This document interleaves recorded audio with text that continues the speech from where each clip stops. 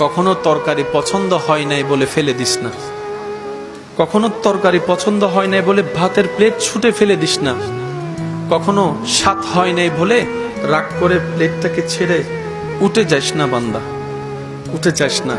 কারণ তুই দেখছিস সেটা ভাত, কিন্তু একটু অন্তরের চোখ দিয়ে দেখ, প্রত্যেকটা ভাতেই তো আমি আল্লাহর রহমত জড়িত। সুবহানাল্লাহ।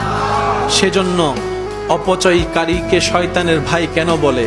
আল্লাহ আপনাকে দয়া করে রহমত করে আমাকে আপনাকে এক প্লেট ভাত দিয়েছেন, আপনি আমি অর্ধেক খেয়ে যখন আর অর্ধেকটা এঁটু করে উঠে যায়, রব বলে যে তুই ভাতকে অবহেলা করস নাই, আমার রহমতকে অবমূল্যায়ন করেছিস, আমার রহমতকে অবমূল্যায়ন করেছিস, আমার দানকে অবমূল্যায়ন করেছিস। বান্দারে তুই নাশুকর হইস না, শুকরিয়া কর। একটু পেলেও তুই অন্তর থেকে আমার দরবারে শুকরিয়া কর।